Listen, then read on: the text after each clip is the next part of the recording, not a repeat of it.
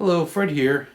I just wanted to do a quick video on a topic that I've read in other forums, maybe not on YouTube specifically, but I've read out there where people were talking about times they were discriminated against in the general public, or they felt that because they were heavy, they weren't allowed to do something that they should have been able to. And one of the times that I will always remember was I was on a flight, and I guess luckily, in the last job I had over the years, I did quite a bit of travel, and I really never had any problems traveling. As far as flying, being heavy, you figure out ways to do the best you can to get through the lines, get through security. Don't draw attention to yourself. Just kind of blend in. You get on the flight, and I always had to ask for the belt extender.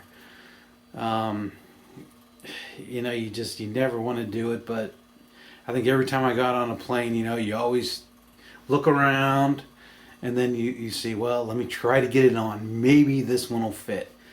And I can remember that they always seem to be 4 or 5 inches short. And there was one time years back, I remember one of my colleagues always said, I'm 6'2", so he was a tall guy too. And he always sat in the exit rows. He said, you always get more leg room in an exit row.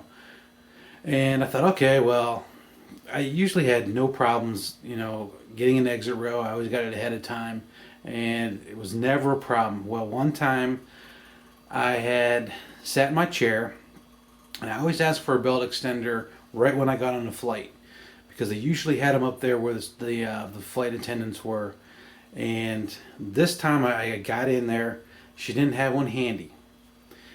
I went to my seat, and I was in an exit row. And I know some of the rules with the exit rows have changed over the years, and they're more specific on who can sit in them anymore.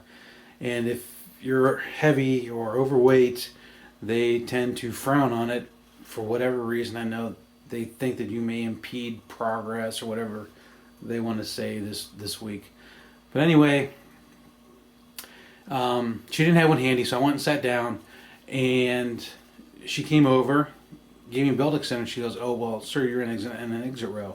I don't think we can really do this." And mind you, she was not being very quiet about this whole process. So I said, okay, fine. Well, she took off. About 5 minutes later, I saw the captain, the pilot, walk back, look at me, shake his head, and walked back up front. And next thing you know, the flight attendant came over and said, "Sir, we can't let you sit here. We're going to have to find you another seat." Now, mind you, this flight was packed. So here I am. They're getting ready to pull back, and they had to find another seat for me. Mind you, I was pretty embarrassed, ticked off. They found me another seat. We swapped seats, and lo and behold, I was just furious. This was the worst case I'd ever had, and because I was so ticked off, I still have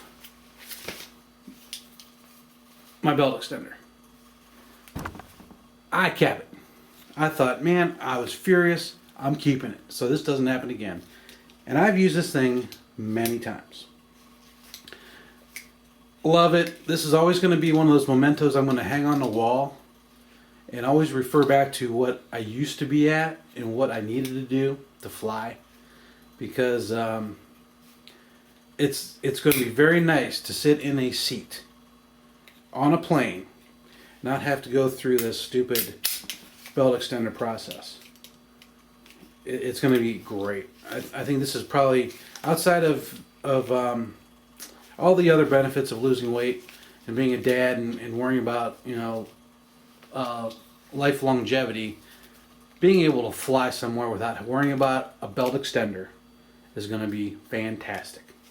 So that's what I wanted to talk about. Maybe some of you other people out there will post your your times of issues with the general public and rules and regulations and that type of thing. Another one I'm sure is going to amusement parks, you know, getting on rides. I think that was some of the topics that were discussed in the forum I was reading. But this is my story. I just wanted to bring this up and talk to you later. Thanks for watching.